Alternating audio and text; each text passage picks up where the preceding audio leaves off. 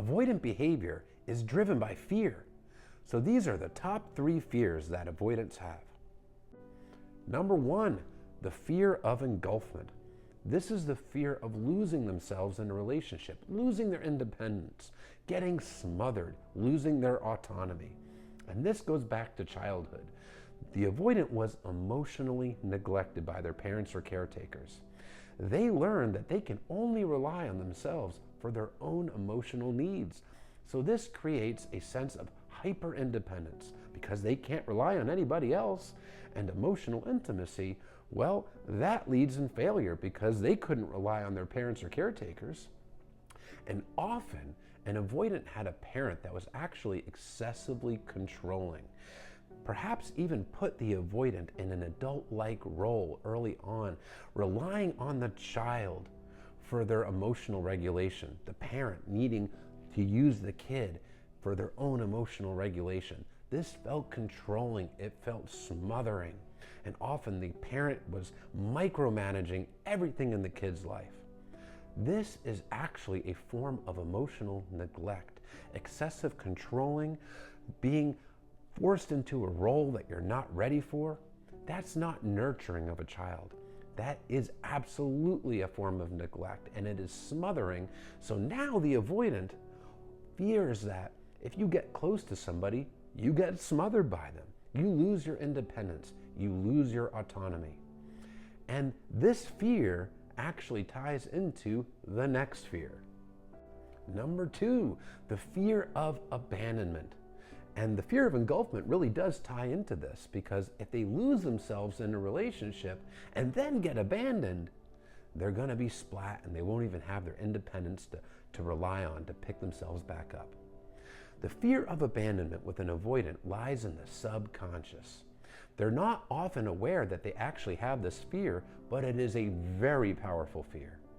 Again, because this person was emotionally neglected as a child, they learn that the people you're supposed to rely on for your emotional needs are going to reject you, emotionally abandon you, or even perhaps abandon you physically altogether. They often experienced divorce as a kid, or an alcoholic parent that was just completely emotionally absent. Maybe even a parent that just up and left and never came back. So they learn that if you get close to anybody, this person's going to disappoint you. They're going to reject you and abandon you. So now fast forward to being an adult. When a relationship is going well and emotional intimacy is building, that fear of abandonment gets kicked into high gear because this person fears that if they give themselves to somebody, if they let somebody in that castle wall that they built around their heart, they're going to get abandoned. And this fear is paralyzing. It overwhelms them. And because they have not learned to process emotions due to that emotional neglect, they just shut down and suppress their fears. And they don't reflect on them, which is why they're often completely unaware of this very powerful fear. And they absolutely fear abandonment, just like an anxious attacher does.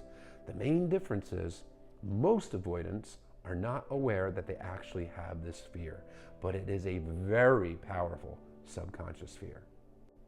Number 3, which is the fear of rejection.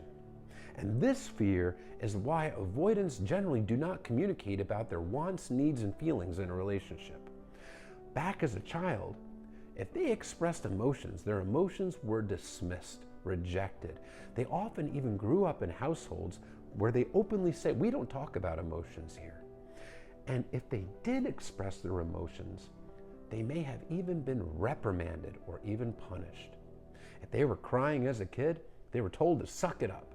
If they were in their feelings, they were told, nobody wants to see that. Go be sad in your room. Your feelings, your emotions are not welcome here. The message was sent loud and clear. So they learned that if they express themselves, if they share their feelings, they're going to get rejected and even worse, abandoned. So now fast forward to being an adult and being in an adult romantic relationship. This person fears communicating their wants, needs, and feelings. If their partner is doing something they don't like, they won't tell them. If there's a need that's not being met, they won't tell them that either. However, because they don't share these feelings, and they bottle them up, this can lead to resentment over time because their needs aren't being met. The problem is their partner doesn't know because they were never told. But this resentment can build and build and build, especially if you're dealing with a fearful avoidant, and build and build and build until it reaches the breaking point within the avoidant. And they can abruptly end the relationship.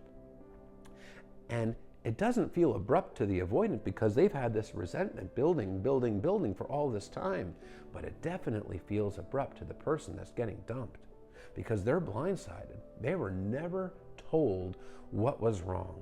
And if they ever asked, the avoidant would say, hey, everything's fine, everything's A-okay.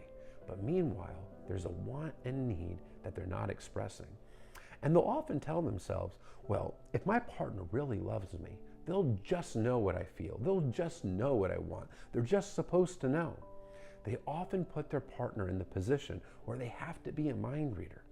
But that really is only because the avoidant fears rejection so incredibly much that they won't even express themselves. And this can unfortunately be another reason why they exit relationships. These three main fears are what drive avoidant behavior and unfortunately lead to the traumatic ending of relationships. These three fears are what make avoidance so emotionally unavailable. You didn't cause these fears. If you were discarded, dumped by an avoidant, don't blame yourself. These are childhood attachment wounds, and you were not there in their childhood emotionally neglecting them.